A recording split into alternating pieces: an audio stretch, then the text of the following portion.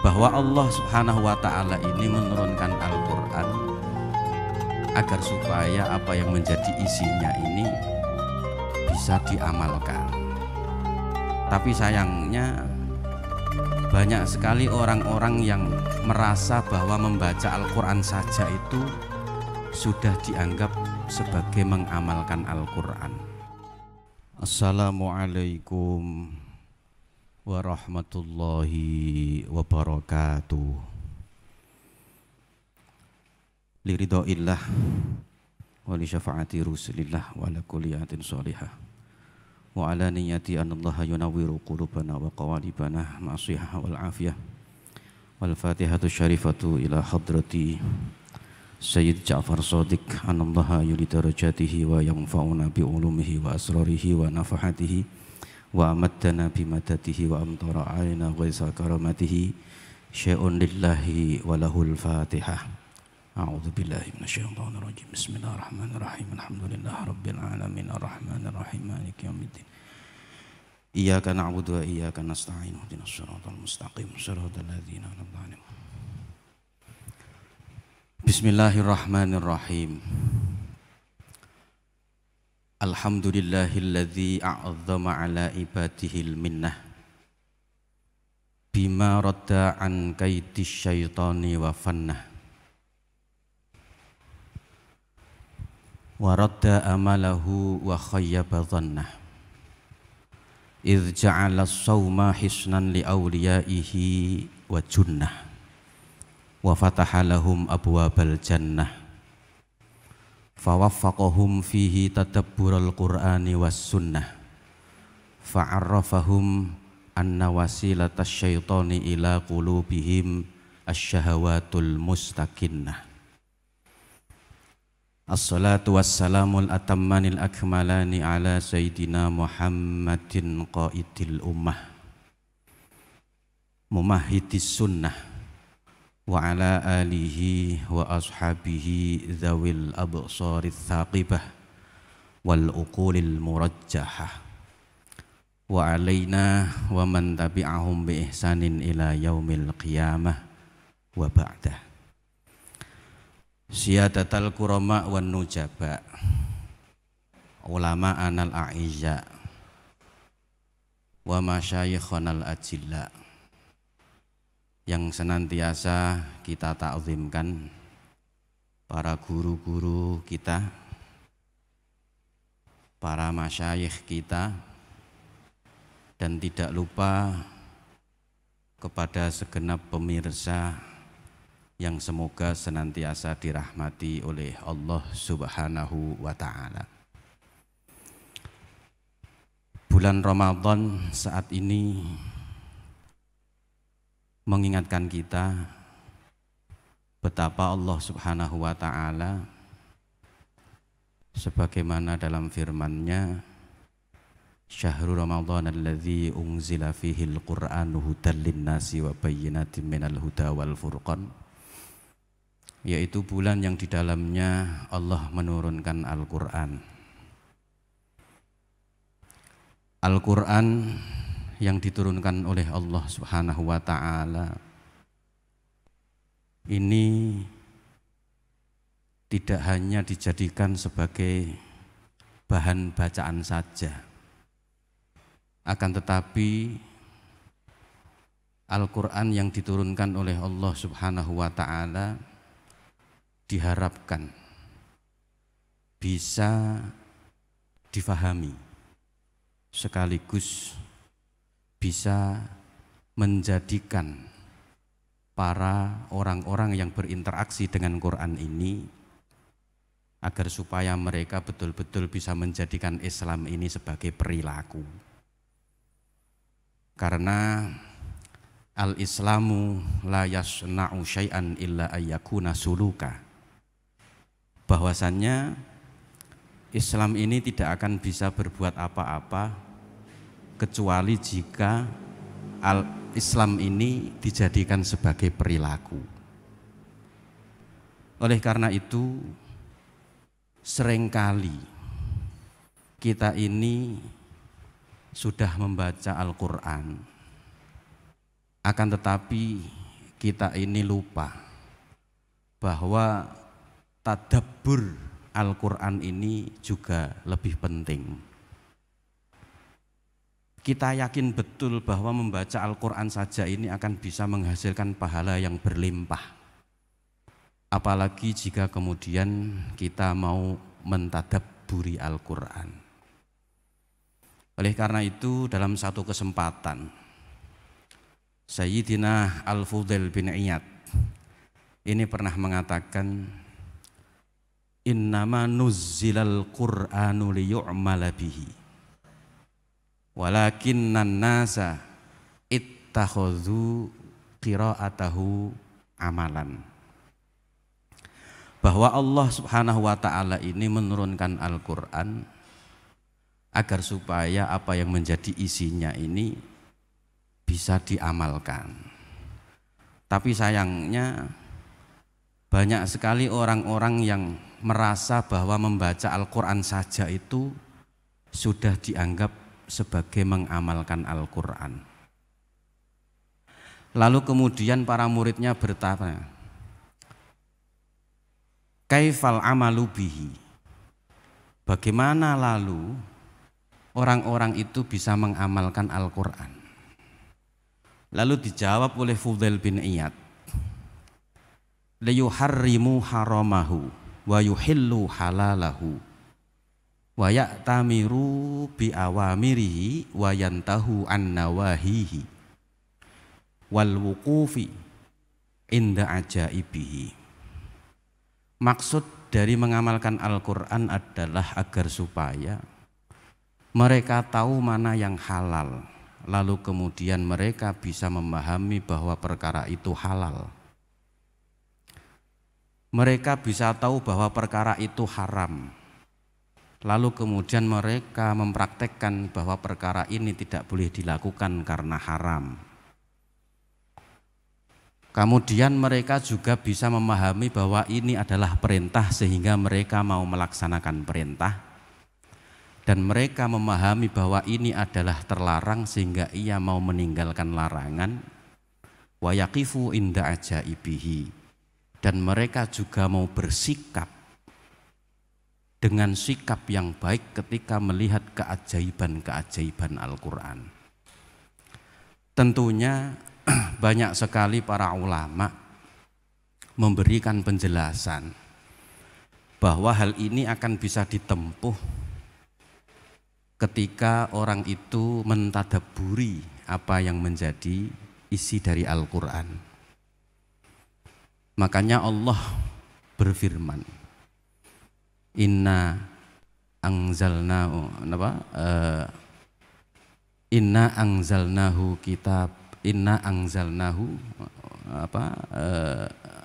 mengingatkan baginda Nabi itu pada waktu itu ya. Jadi mohon maaf kalau saya salah membaca Al-Quran, mohon nanti diingatkan ya.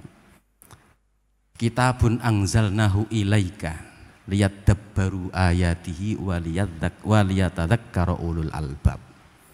Kitabun anzalnahu liyadabbaru ayatihi.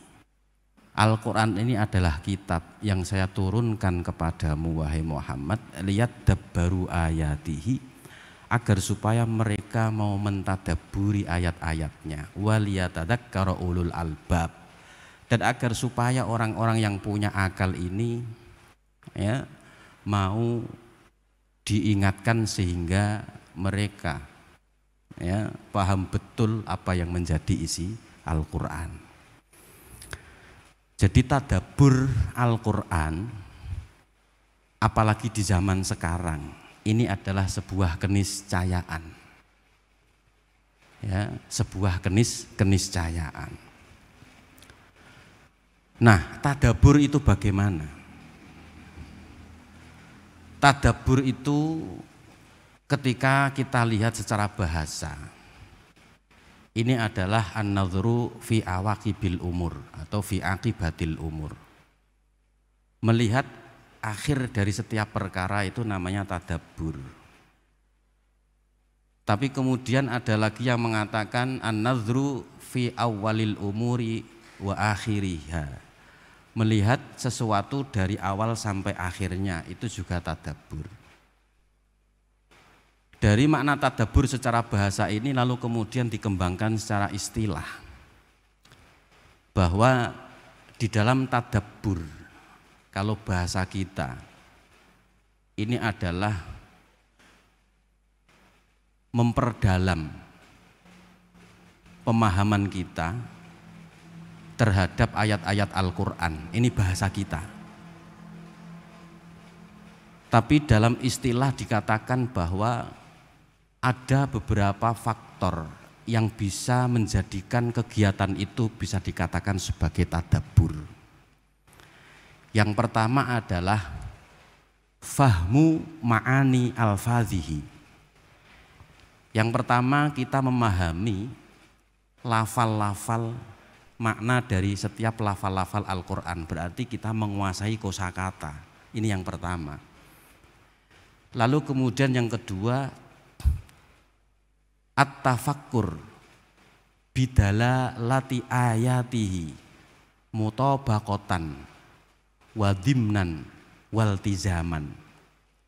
Lalu kemudian kita berpikir untuk memahami makna ayat, baik itu makna yang ditunjukkan secara mutabaqah, ya, secara tekstual, ataupun makna yang ditunjukkan oleh Al-Quran secara dhimnan, secara kandungan apa yang ada di balik teks. Lalu kemudian makna iltizaman, makna yang dihubungkan dengan perkara yang lain sehingga muncullah pemahaman itu. Ini dua faktor. Memahami kosakata, setiap kata yang ada di dalam ayat-ayat Al-Quran. Kemudian yang kedua, berpikir untuk agar supaya kita bisa memahami makna ayat Al-Quran, baik makna itu secara mutabaqah tekstual atau makna secara kandungan atau makna yang dihubungkan dengan perkara yang lain sehingga akan memunculkan makna itu. Lalu kemudian dari dua faktor ini harus ada muncul faktor yang lain, yaitu intifaul qalbi, yaitu hati yang bisa mengambil kemanfaatan dari dua kegiatan tersebut. Ya, adanya hati yang bisa mengambil kemanfaatan dari dua kegiatan, memahami kosakata, memahami makna ayat Al-Quran. Ini namanya tadabbur. Nah, kenapa zaman dahulu para sahabat, para salafus soleh ini bisa menjadikan Islam ini sebagai perilaku? Islam tidak hanya dipahami hanya sebatas agama saja, akan tetapi Islam ini dijadikan sebagai perilaku oleh para sahabat dan para generasi as-salafus soleh. As-salafus soleh itu ya berarti tabi'in, kemudian tabi'in. Karena sahabat tadi sudah kita sebut secara sendiri. Nah, kegiatan-kegiatan di dalam berinteraksi dengan Al-Quran, ini para sahabat, para salafus soleh, ini dalam berinteraksi dengan Al-Quran ini tidak pernah lepas dari mentadabburi Al-Quran. Sehingga banyak sekali kita menemukan cerita-cerita bahwa kalangan sahabat, kalangan tabi'in, tabi'in atau kalangan salafus soleh itu ketika mendengar ayat Quran dibaca, itu ada infialat ar-ruhiyah, ada reaksi spiritual yang muncul dari kalangan para sahabat dan kalangan para tabi'in. Contoh dari kalangan para sahabat, dahulu itu Abu Bakar As-Siddiq. Ini sahabat yang paling utama dari sekian sahabat Nabi menurut ahli sunnah wal jamaah. Ini beliau ketika mendengar ayat Al-Quran yang diturunkan oleh Allah kepada baginda Nabi Muhammad SAW, laisa bi amaniyikum wala amaniyi ahlil kitab man ya'mal su'an yujza bihi. Ini setelah mendengar ayat ini, Abu Bakar karena sudah terbiasa dengan tadabbur, lalu kemudian muncullah respon atau reaksi spiritual dari beliau, yang mana beliau menangis sejadi-jadinya ketika ayat Quran itu diturunkan. Lalu kemudian baginda Nabi Muhammad SAW ketika melihat Abu Bakar akhir-akhir ini sering terlihat wajahnya itu bekas menangis dan sedih, lalu ditanya oleh Rasulullah, "Limadza anta ya Abu Bakrin?" Kamu ini kenapa wahai Abu Bakar? Lalu Abu Bakar menjawab, saya itu sedih dan menangis wahai Rasulullah karena Allah telah menurunkan ayat laisa bi amaniyikum wala amaniyi ahlil kitab man ya'mal su'an yujza bihi. Dulu ketika masih awal-awal Islam, tradisi-tradisi jahiliyah, tradisi-tradisi masyarakat Arab ini masih banyak sekali yang terpengaruh dengan pemikiran orang-orang ahli kitab Nasrani Yahudi, dan juga banyak sekali yang masih mewarisi tradisi jahiliyah. Nah, di dalam tradisi masyarakat ahli kitab Nasrani pada waktu itu, mereka memiliki anggapan bahwa setiap orang yang sudah mau melakukan amal soleh, maka dia akan mendapatkan balasan yang setimpal, yang tentunya balasan ini adalah baik atau positif. Sehingga mereka melupakan bahwa yang namanya amal yang tidak baik itu tidak ada balasannya. Ya mestinya ada balasannya, tapi mereka menganggap bahwa amal yang tidak baik itu tidak ada balasannya. Anggapannya seperti itu. Dan kemudian sahabat pun sempat berpikiran yang sama. Lalu kemudian turunlah ayat laisa bi amaniyikum wala amaniyi ahlil kitab man ya'mal su'an yujza bihi. Bukankah merupakan angan-anganmu wahai ahli kitab dan angan-anganmu wahai para sahabat, man ya'mal su'an yujza bihi. Barang siapa yang beramal tidak baik, maka Allah akan membalasnya, yang tentunya balasan ini setimpal dengan perbuatan yang tidak baik. Lalu kemudian Abu Bakar tersadar dan menangis karena beliau masih merasa diri banyak kesalahan. Karena tidak pernah terbesit amal yang tidak baik nantinya akan dibalas oleh Allah atau tidak, itu tidak pernah terbesit. Yang terbesit hanya amal-amal baik saja yang dibalas dengan balasan yang baik. Lalu kemudian baginda Nabi Muhammad bertanya kepada Abu Bakar, ya Abu Bakrin, alasta tamradu ya Abu Bakrin. Wahai Abu Bakar, bukankah engkau pernah merasakan sakit wahai Abu Bakar? Naam ya Rasulullah. Bukankah Anda pernah merasakan sulitnya menghadapi kehidupan ini wahai Abu Bakar? Naam ya Rasulullah. Nggih Rasulullah. Kula nate ngraoske sakit, kula nate ngraoske payah dan susahnya menghadapi kehidupan ini. Lalu kemudian Rasulullah menjawab, itulah Abu Bakar.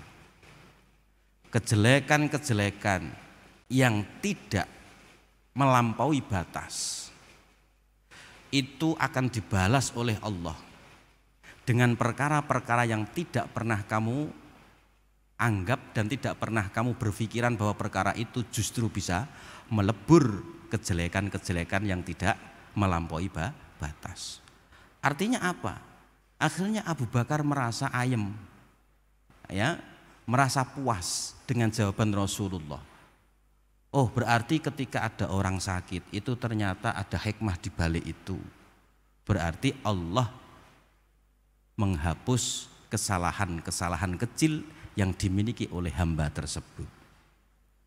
Begitu juga ketika orang ini mengalami kesusahan dalam menghadapi kehidupan, susah mencari rezeki, ya, susah mencari ma'isyah dan lain sebagainya.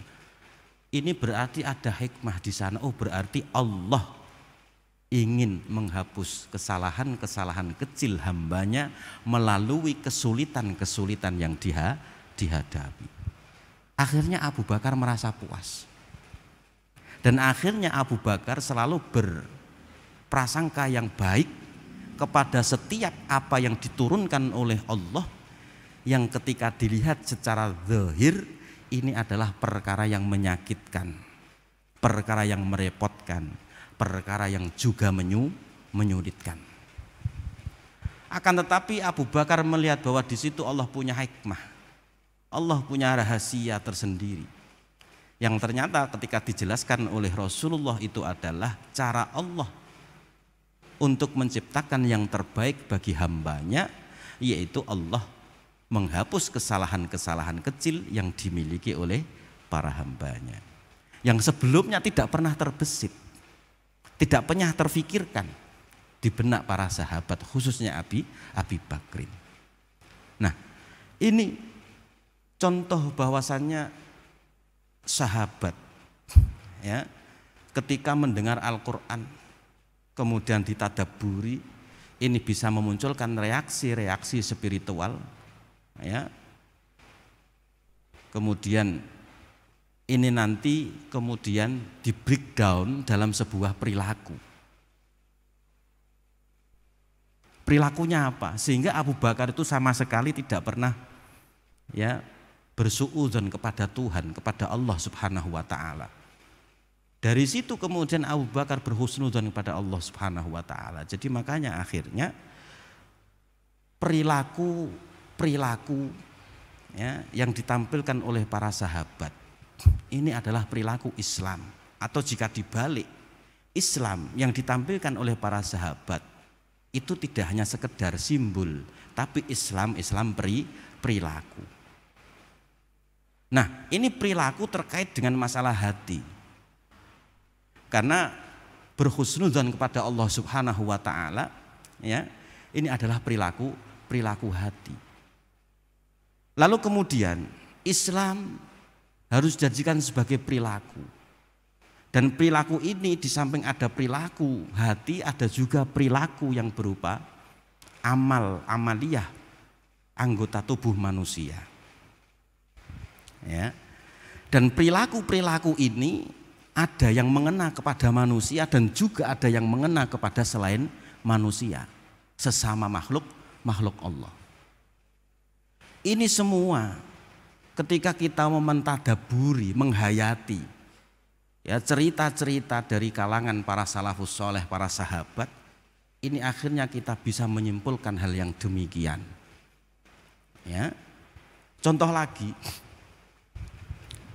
perilaku yang kemudian ini dipraktekkan oleh seorang tabi'in, yang mana perilaku ini berupa perilaku amaliyah zahirah, bukan perilaku hati, tapi perilaku fisik manusia.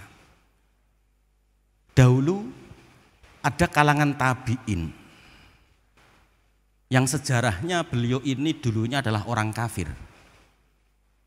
Ya, beliau itu sebenarnya pernah hidup di masa Rasulullah, tapi gandeng durung iman pada waktu itu, karena beliau imannya itu setelah masa pemerintahan Umar bin Khattab. Maka tidak bisa dikatakan sebagai sahabat Nabi, tapi ini dikatakan sebagai tabi'in, yaitu Abul Aliyah Ar-Rafi' bin Mahron. Nah, Abul Aliyah ini dikatakan sebagai qurra, salah satu ulama dari kalangan tabi'in penghafal Al-Quran. Ya, bahkan Abu Bakar Ibnu Abi Dawud itu pernah berkomentar begini, la a'lamu ahadan ba'das sahabati, atau ma ra'aitu ahadan a'lam ba'das sahabati min Abil Aliyah wa Sa'id ibni Jubair. Saya itu tidak pernah melihat sosok setelah kalangan sahabat ini orang yang paling paham betul tentang Al-Quran daripada Abul Aliyah Rafi' bin Mahron dan Sa'id bin Jubair. Nah, Abul Aliyah atau yang nama aslinya adalah Ar-Rafi' bin Mahron ini seorang tabiin ahlil qurra. Beliau itu masuk Islam ya gara-gara dia ditawan oleh kelompok kaum muslimin ketika kalah dalam peperangan. Lalu kemudian dia diambil budak oleh seorang wanita solihah. Karena wanita solihah yang menjadi majikannya ini adalah orang yang taat, orang yang patuh ya di dalam keberislamannya. Akhirnya ini menarik simpati ya Abul Aliyah atau Rafi' bin Mahron ini. Lalu kemudian mereka atau orang itu atau Rafi' bin Mahron ini kesengsem dengan Islam sehingga ia mempelajari Al-Quran, sehingga dia mengatakan bahwa sehari pun saya tidak pernah untuk meninggalkan Al-Quran serta mentadabburinya. Sehingga dari situlah kemudian Abul Aliyah Rafi' bin Mahron ini menjadi hafal Al-Quran. Wa qara'tu ala Umar ibn al-Khattab salasa marrat. Saya mentasheh hafalan saya kepada Umar bin Khattab ini sebanyak 3 kali. Tidak cukup 1 kali, 3 kali. Jadi qara'tu ala itu artinya saya membaca didengarkan oleh orang lain atau didengarkan oleh guru. Berarti ini mentasheh hafalan dan bacaan kepada Sayyidina Umar. Kalau bahasa sekarang namanya tasmek. Nek basa Jawa ini carane setoran. Tapi nek setoran kita kesannya bagaimana gitu ya. Jadi tasmik atau mentashehkan hafalan serta bacaan Al-Quran kepada Sayyidina Umar. Ini Abul Aliyah. Ini beliau mensetorkan atau mentasheh bacaan dan hafalannya kepada Sayyidina Umar ini sebanyak 3 kali. Nah, sehingga muncullah perilaku-perilaku positif dari kebiasaan Rafi' bin Mahron atau Abul Aliyah ini dalam mentadaburi Al-Quran. Sehingga pernah pada suatu ketika yang namanya Abul Aliyah ini pernah punya penyakit. Namanya penyakit ini akalatul lahem ya. Penyakit sing grogoti daging. Mungkin kalau zaman sekarang itu ya penyakit apa? Gula, kencing manis. Sehingga pada waktu itu divonis bahwa bagian kaki mulai betis ke bawah ini harus dipotong. Ini Abul Aliyah. Lalu kemudian datanglah seorang dokter spesialis yang akan mengobati Abul Aliyah Rafi' bin Mahron ini. Lalu kemudian ditanya, Rafi' bin Mahron, mungkin anta tahtaju mukhaddirat. Apakah panjenengan membutuhkan obat bius agar supaya ketika nanti dioperasi ini tidak merasakan sakit? Lalu apa jawabnya? Indi syai'un afdhala minhu. Saya punya sesuatu yang lebih baik dari sekedar obat bius. Dokternya tanya, apa itu? Dokter ini kebetulan dari kalangan Nasrani. Lalu kemudian dokter itu bertanya, apa itu? Terus dijawab oleh Abul Aliyah Rafi' bin Mahron, ahdiruli man yutqinu qira'atal Qur'an fayaqra'a li ma tayassara minhu. Hadirkan kepadaku orang yang bagus dalam bacaan Al-Qur'annya sehingga saya bisa menyimak, mendengar dan mentadabburi setiap ayat-ayat yang dibaca. Lalu setelah orang itu membaca, nanti baru engkau melakukan operasi terhadap kaki saya. Betul. Lalu dihadirkanlah orang yang ahli membaca Al-Quran, yang bacaannya bagus. Lalu kemudian beliau mendengarkan sambil mentadabburi. Lalu kemudian mulai proses operasi. Dipotonglah ya, bil minsyar bahasanya, dengan gergaji ya. Bil minsyar, gergaji kedokteran tapi ya, orang gergaji tukang kayu betul. Dengan gergaji yang kemudian ketika proses operasi ini, saking nikmatnya Abul Aliyah mendengarkan bacaan Al-Quran yang dibaca oleh orang yang diminta tadi, ini tahu-tahu proses operasi selesai, dia tidak merasakan apa-apa. Tidak merasakan apa-apa. Sehingga tertakjublah dokter yang melakukan operasi terhadap Abul Aliyah Ar-Rafi' bin Mahron ini. Ya, artinya apa? Artinya perilaku yang dilakukan oleh Abul Aliyah Ar-Rafi' bin Mahron, ya, ini adalah perilaku yang muncul karena kebiasaan beliau mentadabbur ayat-ayat Al-Quran, mentadabbur ayat-ayat Al-Quran. Nah, maka di sini kita selaku orang-orang zaman sekarang, kita harus menyadari bahwa kita ini hidup di masa yang jauh dengan masa baginda Nabi Muhammad Shallallahu Alaihi Wasallam. Kita hidup jauh dari masa para sahabat. Kita hidup jauh dari masa tabi'in. Intinya kita ini hidupnya jauh dari masa baginda Nabi dan masa salafus soleh. Lalu bagaimana cara kita mentadabburi Al-Quran?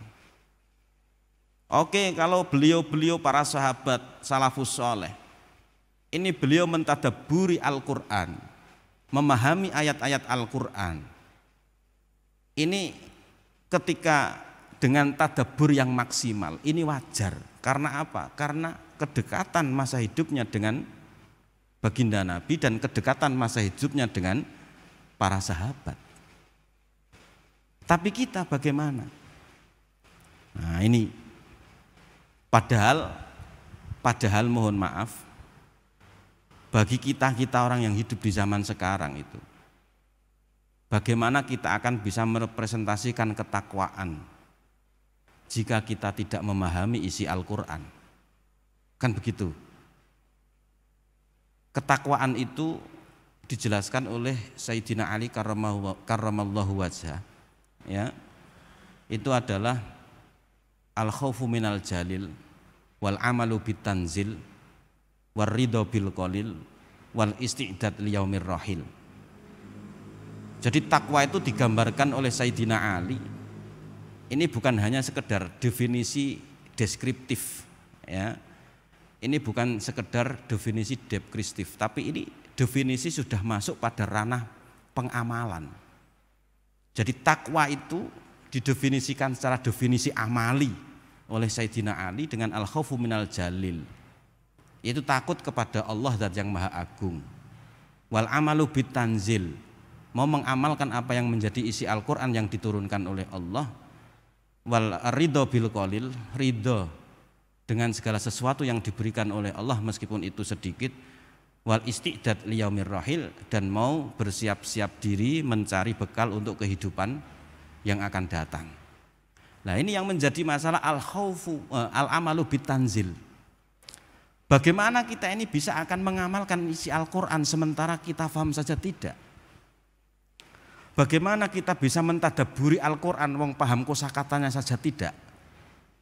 Bagaimana kita akan bisa mengamalkan Al-Quran wong memahami makna ayat saja tidak bisa. Makanya sebenarnya kita itu hidup di zaman yang keilmuan ini bisa kita peroleh secara mudah. Di satu sisi, meskipun kita hidup di masa yang jauh dari Rasulullah, jauh dari masa sahabat, jauh dari masa tabi'in. Sekarang itu kita sudah menemukan kodifikasi keilmuan agama, mulai dari ilmu tafsir, mulai dari tafsir, ilmu tafsir, hadis, ilmu hadis. Semua ilmu-ilmu keislaman ini sudah dikodifikasikan oleh para ulama. Yang tentunya kemudian kita ini mentadabburi Al-Quran dengan berinteraksi pada kitab-kitab yang telah dikodifikasi oleh ulama, tapi tidak cukup berhenti di situ saja, akan tetapi bagaimana ketika kita berinteraksi dengan kitab-kitab para ulama ini, berada di samping para guru-guru kita, berada di samping para masyayikh kita gurukan. Makanya kita memahami ayat-ayat Al-Quran bisa dari kitab-kitab tafsir. Tapi itu pun ya kita harus didampingi oleh seorang guru. Kalau tidak didampingi oleh seorang guru, wah ini nanti akan berbahaya. Ya, nanti akan berbahaya. Kadang begini, ketika kita membaca kitab sendiri, ya kadang itu kita masih salah dalam memahami dan menyimpulkan apa maksudnya. Ya. Tapi jika ini berada di samping guru, maka kita bisa diarahkan oleh guru-guru kita. Contoh misalkan, ya, ketika kalian membaca kitab, yang namanya kitab itu ya percetakan kadang ya nomblobore barang tulisane, ya. Nah di situ kita menemukan sebuah redaksi yang aslinya kita tahu bahwa al-habbatus sauda dawaun mingkulida, bahwa biji hitam jinten ireng dawaun mingkulida adalah obat dari segala penyakit. Ada santri belajar sendiri, memahami, tidak didampingi seorang guru. Dia membaca ndelalah blobor tulisane. Bak yang disitunya aslinya titiknya 1, blobor dadi ketok loro. Terus diwaca al-hayyatu dawaun al-hayyatus sauda dawaun mingkuli da. Ula ireng iku dadi tombone saben-saben penyakit. Terus diumumno ngalor ngidul ketika ngaji ya ngono, Kang tak kandhani Kang ki wayah corona. Kepengen waras kowe mangan ula ireng Kang. Mergo ana hadise al hayatus sauda dawaun mingkuli tak bubar iki. Itu contoh kenapa harus didampingi seorang guru. Ya, jadi pemahaman itu harus ada yang mendampingi. Karena apa? Dikhawatirkan suatu ketika kalau ada naskah misalkan yang ternyata ini terjadi kesalahan yang tidak disengaja karena kena air blobor kitabe, ya terus kemudian bagaimana kalian ini akan bisa memahami makna aslinya kalau tidak didampingi dengan seorang guru. Jadi makanya mohon maaf, ketika kita ingin mentadabburi Al-Quran, maka kita harus berinteraksi dengan kitab-kitab tafsir yang selama ini diketengahkan oleh para guru-guru kita. Intinya ojo sampai kowe ninggal ngaji tafsir ning gone para masyayikh wis ngono ae. Ya. Karena tidak mungkin lah ketika kita memahami sendiri. Ya. Wong kadang itu mohon maaf di dalam Al-Qur'an senajan wis ana kamus, sampean buka kamus misalkan. Ya. Sampean buka kamus. Memahami Al-Qur'an. Kosakata yang ada di dalam Al-Qur'an ini dipelajari sendiri, kita buka kamus. Itu pun belum tentu menjamin. Belum tentu menjamin bahwa kosakata yang di dalam kamus itu sebagaimana apa yang dikehendaki dalam ayat Al-Qur'an. Ya, belum tentu. Ya, belum tentu. Maka inilah perlunya usaha kita dalam mentadabburi ayat-ayat Al-Qur'an melalui interaksi kita dengan para masyayikh dalam pengajian-pengajian kitab tafsir. Nah, puncaknya jika kita sudah mumarosah ini kulino, terbiasa ya mengaji di samping para ulama, para guru-guru kita, para masyayikh kita, khususnya ketika mengaji kitab tafsir, ya nanti tentunya ya kita akan bisa menemukan makna-makna yang makna ini tidak tercetuskan di dalam teks, tapi makna ini berada di sebalik teks. Ini sampean ismu marosah akan bisa merasakan seperti itu. Ya, akan bisa merasakan seperti itu. Contohnya begini. Ketika ada ayat wa'lamu annallaha yahulu bainal mar'i wa qalbih wa annahu ilaihi tuhsyarun. Kita memahami apa yang dicetuskan oleh teks itu, dan ketahuilah annallaha wa'lamu annallaha yahulu bainal mar'i wa qalbi.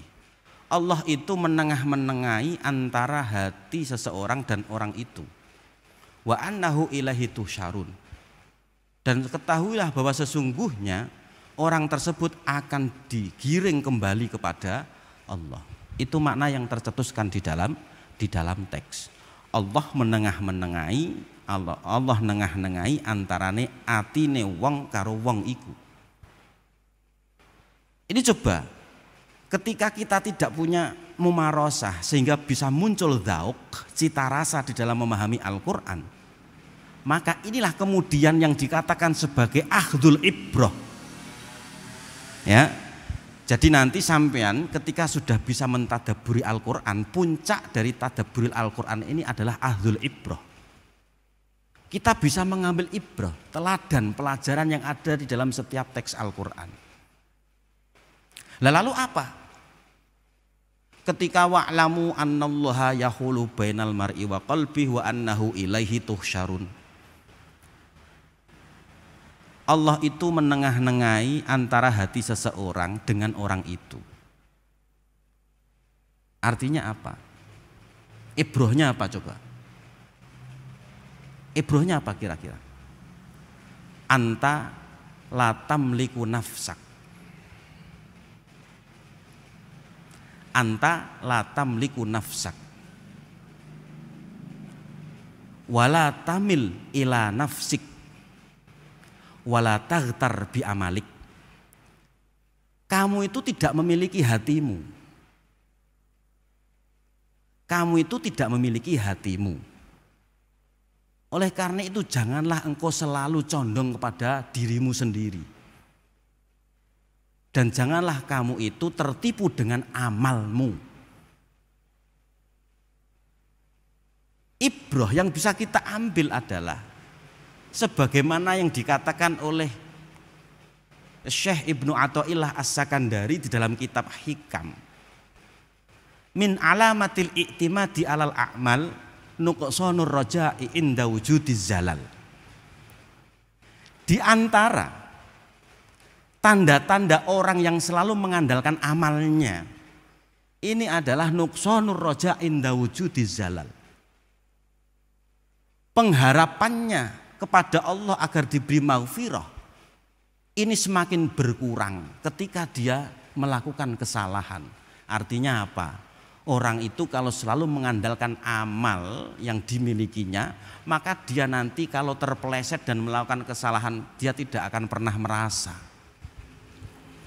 Makanya wala taghtar bi amalik.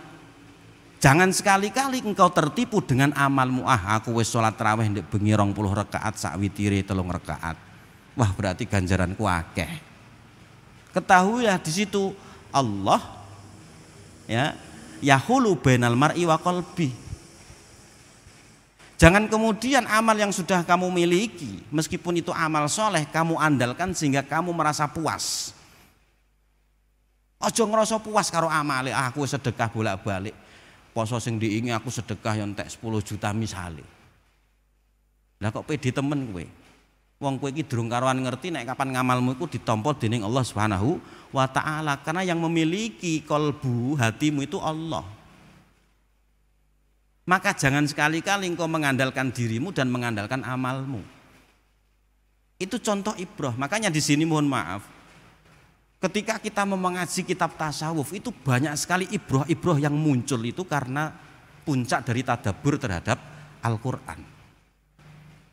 Ya, sebenarnya di dalam ilmu-ilmu tasawuf itu banyak sekali pelajaran-pelajaran yang itu adalah merupakan ibrah. Ya, yang berasal dari tadabburul Al-Qur'an. Para ulama-ulama ahli tasawuf. Ya, ini. Lalu kemudian lagi misalkan ketika Allah Subhanahu wa taala berfirman, wa ja'a min aqsal madinati rajulu yas'a qala ya qaumit tabi'ul mursalin. Ya. Wa ja'a min aqsal madinati rajulun. yas'a,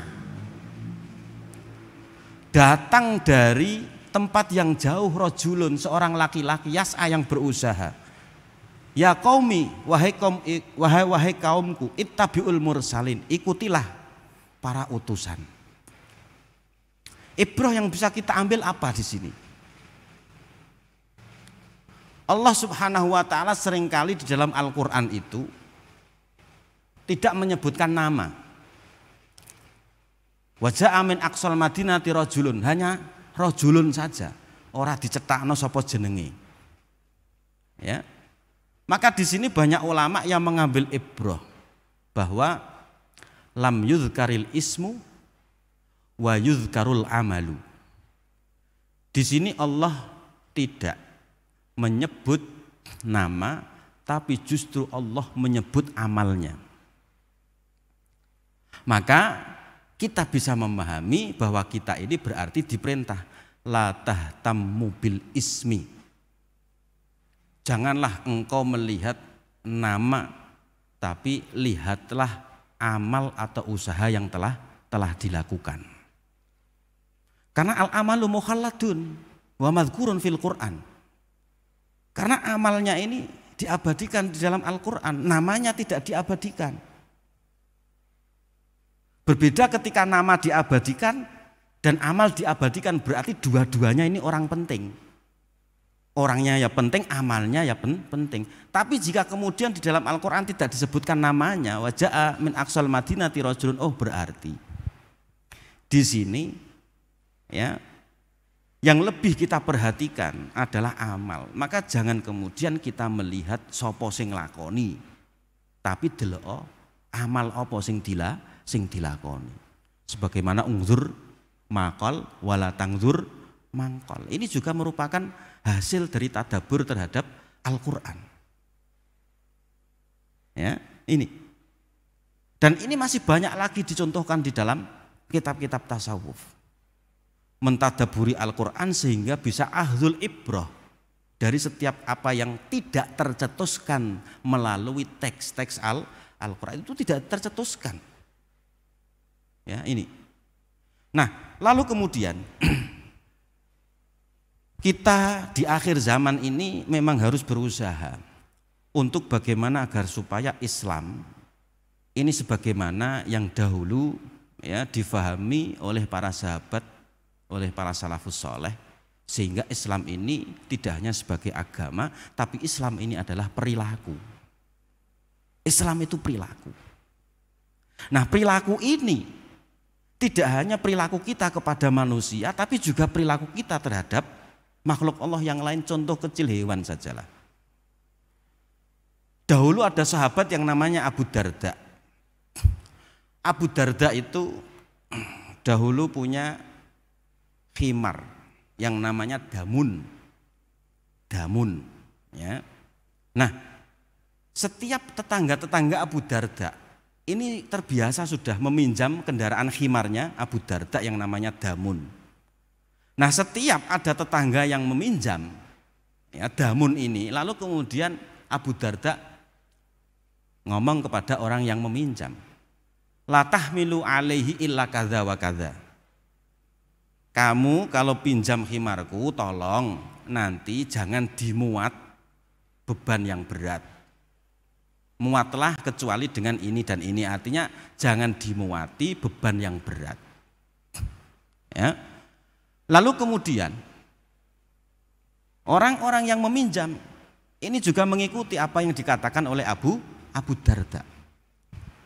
Sehingga ketika Abu Darda mendekati masa ajalnya, Abu Darda ngomong sama si damun, ya, ngomong sama si khimar yang bernama damun ini, ya damun, ya, la tukhosimni inda rabbi li'anni la ahmiluka illa ma tutiku. Wahai damun, ya, engko nek aku mati wis menghadap ning ngene Gusti Allah, sok nek ning ngene dina akhir kowe aja musuhi aku ya. Mergo aku iki selama iki ora tahu momoti kowe kelawan beban sing abot-abot. Lho, itu perilaku Abu Darda kepada binatang. Artinya apa? Apa yang dilakukan oleh Abu Darda ini adalah merupakan rasa belas kasihan seorang manusia terhadap hewan. Ini kan berarti harus dipahami juga wong karo kewan wae kudu sakake apa meneh karo manusa. Ini juga perilaku. Ya, ini juga perilaku. Jadi makanya kenapa para sahabat itu ketika menampilkan Islam, ini Islam dijadikan sebagai perilaku, maka ya Islam ini bisa diterima oleh banyak orang sehingga Islam ini bisa ya tersebar di seluruh penjuru bahkan pelosok dunia. Ini gara-gara apa? Islam dijadikan sebagai perilaku oleh para sahabat dan oleh para salafus soleh. Itu gara-gara apa? Gara-gara puncak dari tadabburil Quran, puncak daripada mentadabburi Al-Quran.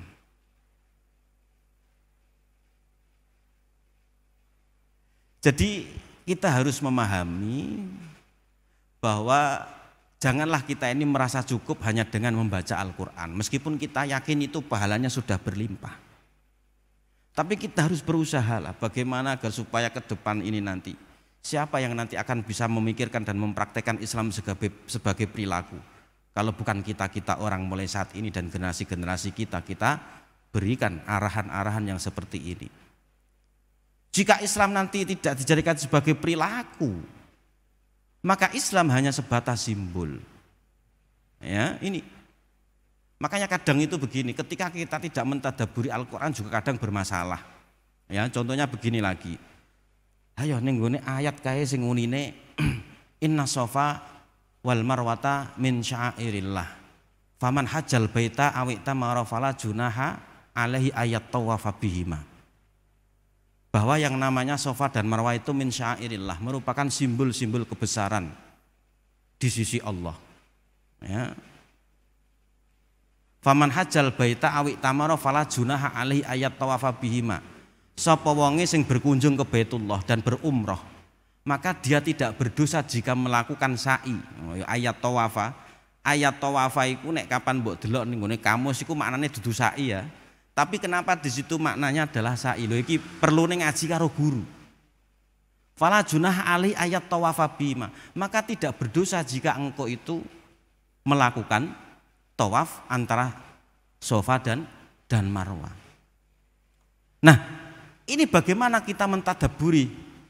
Karena secara tekstual ayat itu menunjukkan bahwa Sofa Marwah simbol kebesaran Allah. Lah jane kan wis cetha nek kapan simbol kebesaran Gusti Allah iku ketika Allah memerintah sa'i itu kan perkara-perkara yang memang sudah logis. Kenapa harus ditambahi Allah ngendikane fala junaha alaihi ayat tawafa bihima. Maka tidak dosa jika kalian melakukan sa'i baina Sofa wal Marwah. Kenapa kalian ditambahi tidak dosa gitu. Makanya di sini terus kemudian para ulama banyak sekali dalam kitab tafsir yang mengatakan bahwa dulu di Sofa dan Marwah itu ada berhala khusus yang disembah oleh orang-orang musyrik. Ya. Di Sofa ada berhala namanya Isaf. Di Marwah ada berhala yang namanya Nailah. Meskipun di situ ada berhala, jika kamu tetap sa'i di sana maka tidak masalah. Loh itu ternyata. Ya, makanya kemudian di sini akhirnya Sultanul Ulama yang bernama Syekh Izzuddin Ibnu Abdissalam akhirnya memberikan sebuah kaidah. Kaidahnya yang muncul adalah la yutrakul wajibu min ajlil la yutrakul wajibu min ajlil muharramah. Kurang lebihnya seperti itu. Perkara yang wajib itu tidak boleh ditinggalkan gara-gara perkara yang diharamkan. Hanya gara-gara di situ ada perkara yang haram. Karena di situ ada penyembahan berhala. Ini menyembah berhala perkara yang haram. Berhala simbol keharaman. Di Sofa ada Isaf, di Marwah ada Nailah. Nah, disinilah kemudian puncak tadaburnya Sultanul Ulama yang bernama Syekh Izzuddin Ibnu Abdissalam memahami ayat tersebut sehingga muncullah kaidah la yutrakul wajib min ajril hurmah atau min ajril muharramah. Perkara yang wajib itu tidak boleh ditinggal hanya gara-gara perkara yang haram. Makanya jalan terus sa'i pada waktu itu. Sa'i jalan terus baina safa wal Nah, ini adalah puncak tadabbur ini. Ya, maka di sini hebatnya para ulama-ulama. Ya. Artinya begini, paling tidak ini kita tahu bagaimana para ulama itu alurnya ketika menyimpulkan sebuah istimbat atau mengambil ibroh, itu kita tahu alurnya. Kita tahu alurnya. Ya. Nah, itu alurnya ternyata melalui tadabbur Al-Quran atau tadabburu ayatil Quran. Nah, ini ya. Jadi tidak hanya sekedar memahami kosakata, tidak hanya sekedar memahami makna ayat, ya, tapi juga di situ ada intifaul qalbi, yang sehingga ini nanti tiga hal ini ada yang namanya az-zafru bisamrotil fikrah, az-zafaru bisamrotil fikrah, yaitu bisa memperoleh buah pemikiran, buah pemahaman. Berarti dari sini kita bisa menikmati buah pemahaman dan buah pemikirannya para ulama di dalam mentadabburi Al-Quran. Makanya cara mentadabburi kita terhadap Al-Quran adalah bagaimana kita sering mengaji kitab-kitab tafsir yang diasuh oleh para masyayikh kita, para guru-guru kita. Di samping ketika memang kita terpaksa untuk membaca sendiri, ya kita pelajari sendiri, tapi juga nanti kalau nggak paham ditanyakan kepada orang yang paham. Karena bertanya kepada orang yang paham itu sebuah kewajiban. Ya, bertanya kepada orang yang paham ini adalah sebuah kewajiban. Fas'alu ahla dzikri in kuntum la ta'lamun. Coba sekarang ini kita memahami ayat ini dari asbab nuzulnya misalkan. Sebelum nanti kita mengambil samratu fikrah para ulama. Sekarang ayat fas'alu ahla dzikri in kuntum la ta'lamun. Bertanyalah kalian kepada ahlu zikir jika kalian semua tidak mengetahui. Nah, ini yang menjadi pertanyaan kita, ahlu zikri ini siapa? Di dalam tafsir mayoritas ulama menafsirkan ahlu zikri itu al-Yahud wan Nasara. Ya. Bertanyalah kalian kepada orang Yahudi dan orang Nasrani. In kuntum la ta'lamun, jika kalian tidak mengetahui. Ini kita pahami konteks ayat, asbab nuzulnya bagaimana. Dahulu itu orang-orang musyrik yang tidak percaya kepada baginda Nabi dan menganggap bahwa Al-Quran yang diturunkan oleh Allah kepada baginda Nabi itu adalah karangannya Nabi Muhammad sendiri. Dia tidak percaya. Akhirnya diperintah oleh Allah, fas'alu ahla dzikri. Kamu yang tidak percaya bahwa Al-Quran itu diturunkan oleh Allah kepada Muhammad, bukan karangannya Muhammad sendiri, maka kamu tanyalah kepada ahlu dzikri, orang Yahudi, orang Nasrani. Yang notabene-nya mereka itu juga ahlul kitab, orang-orang yang pernah mendapatkan kitab samawi. Perintahnya Allah sederhana. Lho kok orang ngadil apa sing diwehno ning nggone Kanjeng Nabi Muhammad? Wong kowe ku ya uripmu ku ya parek karo wong Yahudi, parek karo wong Nasrani. Jajal kaya wong Nasrani, kitabe saka ndi? Injil saka sapa? Apa karangane pemuka agamane di ora kan? Iku langsung saka langit diwehnono dening Gusti Allah ning nggone Nabi Isa. Semono uga wong Yahudi iku saka langit kitabe. Dadi ora karangane dhewe, dene kok mengalami perubahan itu masalah yang lain.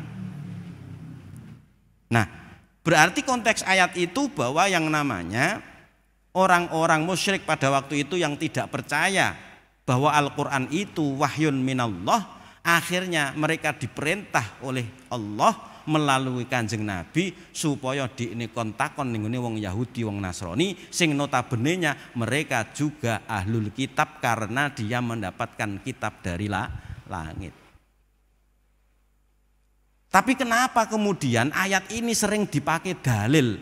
Mbah mubalek, mbah para kiai, nek kowe gak ngerti takono wong sing ngerti. Dalile fasalu ahla dzikri in kuntum la ta'lamu. Nah ini kan berarti ada kaidah yang mengatakan al-ibrah bi umumil lafzi la bi khususis sabab. Yang dianggap itu adalah umum lafalnya, bukan khusus sababnya. Berarti iku iso dienggo dalil umum kanggo wong sing ora roh, berarti wajib takon ning gone wong sing weruh. Maka ini dulu ya, ketika kalian membaca kitab tafsir Syekh Muhammad Al-Mutawalli Asy-Sya'rawi ya, beliau itu ketika menafsirkan ayat itu, beliau menyitir sebuah cerita. Sebuah cerita ini disampaikan oleh Syekh Muhammad Al-Mutawalli Asy-Sya'rawi dalam tafsir Asy-Sya'rawi ya. Dalam ayat itu nanti dibuka, beliau pernah bercerita dahulu kala ada seorang ulama yang bernama Syekh Muhammad Abduh. Ya, terlepas dari keberadaan beliau ya, ulama yang kontroversi, terlepas dari itu. Artinya ada sebuah cerita yang unik. Pada waktu itu Syekh Muhammad Abduh ini pernah ditantang debat oleh orang Nasrani. Dan tantangannya begini, ayo kita diskusi dan kita debat, tapi saya minta satu, setiap apa yang nanti akan saya tanyakan harus kau jawab langsung dari Al-Quran, katanya. Nah Syekh Muhammad Abduh ya mau kalah. Oke, sanggup. Kapan? Ayo, terserah, diatur waktu nih. Lah kemudian diselenggarakanlah ya diskusi dan debat itu. Akhirnya Syekh Muhammad Abduh ditanya oleh orang Nasrani. Ini ada roti khubus, satu khubus ini kira-kira bahannya ini membutuhkan berapa on tepung misalnya. Coba sekarang jawab dari Al-Quran. Kalau memang Anda mengklaim bahwa semua apa yang ada dalam kehidupan ini terdapat dalam Al-Quran. Lalu kemudian Syekh Muhammad Abduh gak kehilangan akal. Akhirnya Syekh Muhammad Abduh memanggil tukang roti. Tukang roti dipanggil lalu kemudian ditanya oleh Syekh Muhammad Abduh, Kang sampean gawe roti iki, siji roti iki entek bahan pirang on saking tepung Kang. Dijawab sekian Syekh. Terus Syekh Muhammad Abduh menjawab, jadi roti ini proses pembuatannya adalah membutuhkan sekian on gandum. Itu jawaban saya. Orang Nasrani tidak terima, lo tidak bisa, kamu menjawab karena kamu bertanya kepada orang tukang roti. Saya ingin jawabanmu itu dari Al-Quran. Loh, justru jawaban ini dari Al-Quran, kata Syekh Muhammad Abduh. Karena di dalam Al-Quran ada ayat yang memerintahkan kita untuk bertanya pada orang yang tahu. Padahal aku ini tidak tahu terkait dengan ongkos atau bahan pembuatan roti ini habis berapa. Dan Al-Quran menyebutkan fas'alu ahla dzikri in kuntum la ta'lamun. Bertanya kalian kepada orang-orang yang tahu. Ya, jika kalian memang tidak tahu. Fasakata. Lalu kemudian orang Nasrani itu diam. Nah, ini berarti ya, ada ibrah di dalam mentadaburi fas'alu ahla dzikri in kuntum la ta'lamun. Ya, ibrah ini ditempuh ya melalui tadabburul Al-Qur'an dengan piranti sebuah kaidah yang bernama al-ibrah bi umumil lafzi la bi khususis sabab. Nah ini. Jadi betapa kita harus bersyukur ya, para ulama-ulama kita, guru-guru kita sudah mengenalkan bagaimana ya apa yang menjadi isi Al-Qur'an. Ya, baik itu yang secara langsung atau melalui akhdhul ibrah. Dan ini sebenarnya banyak sekali tertuang di dalam kitab-kitab turos. Banyak sekali di dalam kitab-kitab turos. Kitab-kitab turos itu kitab-kitab tradisional. Nek cara basa Jawa kitab-kitab kuning. Ini sudah banyak sekali, terima. Makanya jangan kemudian kita ini berkecil hati.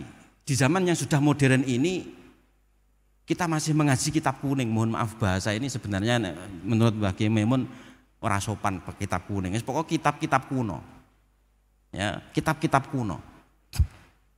Kita jangan pesimis dan jangan berkecil hati jika di zaman yang sudah modern ini kita masih mau mengaji kitab-kitab kitab-kitab kuno, kitab-kitab turos.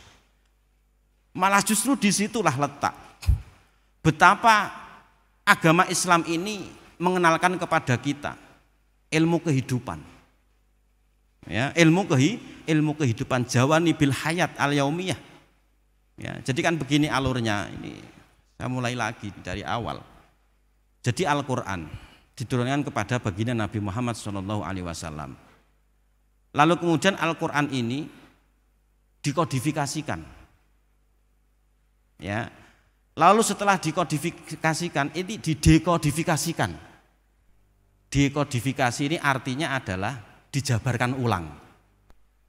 Ya, oleh orang-orang yang memiliki kapasitas dan kapabilitas, kemampuan para ulama pada waktu itu. Setelah didekodifikasikan, ini disebar. Lalu kemudian setelah tersebar ada orang yang memiliki kemampuan dalam bidang ilmu tersendiri kemudian mendekodifikasi lagi. Dibukukan dan dijabarkan dalam konteks yang sesuai dengan keahliannya. Ya, yang sehingga nanti muncullah berbagai macam disiplin ilmu.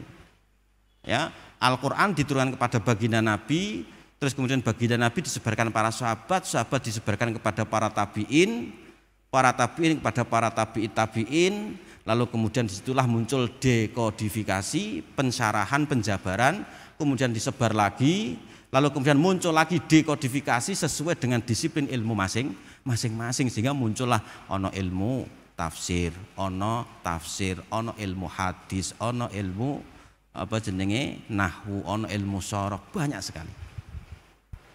Itu namanya penjabaran. Nah, itulah pentingnya kenapa kitab-kitab turos ini yang berada di tengah-tengah kita, ya, ini adalah bagian dari dekodifikasi dari perkara wahyu yang telah didekodifikasi para generasi awal. Kita itu sebenarnya tinggal enaknya, garek tompo mateng sebenarnya. Garek tompo mateng ya botes piro. Ya, itulah. Jadi makanya akhirnya bisa kita simpulkan bahwa tadabburul Al-Qur'an, ya, ini adalah sebuah keharusan yang kita perhatikan di zaman sekarang. Kita memahami betul dan menyadari bahwa kita ini bukan siapa-siapa. Kita ini bukan mujtahid, kita ini bukan mufassir. Tapi kita tidak usah putus asa apalagi minder. Karena apa? Karena di tengah-tengah kita banyak sekali kutubut turos. Kita bisa belajar dari kitab tafsir. Kita punya para guru, kita punya para masyayikh, kita punya lembaga pendidikan Islam. Maka disinilah kemudian kita optimalkan. Cara tadabbur kita optimalkan melalui jalur-jalur ini. Tidak harus kemudian kita beristihad sendiri, memahami langsung pada Quran dan hadis, tidak. Tapi harus melalui, ya, piranti-piranti yang selama ini, ya, banyak kita temukan untuk kita bisa meraih pada sebuah usaha yang bernama tadabbur Al-Qur'an. Ya, ini diharapkan jangan kemudian dibaca saja, ya, bagus daripada orang moco. Tapi kan ketika kita membandingkan itu kan juga harus membandingkan yang lebih ideal, kan begitu. Yang lebih ideal apa? Yang membaca sama tadabbur. Jangan membandingkan moco Al-Qur'an karo ora. Kalau membandingkan yang membaca Al-Qur'an tidak tadabbur dengan membaca Al-Qur'an disertai tadabbur, itu bandingannya. Ya, ini. Jadi itu yang bisa kami sampaikan. Mudah-mudahan kita selalu diberi taufik oleh Allah Subhanahu wa taala, ya, agar supaya diberi pertolongan, mudah tergerak hati kita untuk selalu mentadabburi Al-Qur'an dengan menelaah, ya, kitab-kitab yang ada di tengah-tengah kita, kitab tafsir, begitu juga mengaji, ya, di samping para ulama, di samping para masyayikh kita. Dan mudah-mudahan di bulan Ramadan ini Allah berkenan, ya, segera mengangkat apa yang menjadi wabah, ya, yang menimpa seluruh makhluk yang ada di bumi ini dan bersifat global, ya, pandemi ini bersifat global. Dan saya yakin bahwa semakin hamba itu dekat dengan Allah, maka Allah akan semakin cepat mengangkat wabah ini. Kita tidak usah memaksakan diri untuk mencari dalil bahwa Allah akan mengangkat wabah ini di bulan ini, di bulan itu, tidak usah. Ya, tapi yang jelas kita harus bersikap bagaimana ini harus kita sikapi dengan selalu mendekatkan diri kepada Allah Subhanahu wa taala. Semakin hamba ini semakin dekat kepada Allah, maka semakin Allah mempercepat dalam mengangkat wabah yang menimpa manusia di muka bumi ini. Amin Allahumma amin. Ala hadhihi niyah wa ala kulli niyatin shalihah bi barakatil Fatihah. A'udzubillahi minasyaitonir rajim. Bismillah. Al-afu minkum wa akhiru da'wana anil hamdulillahi rabbil alamin. Tsumma assalamu alaikum warahmatullahi wabarakatuh.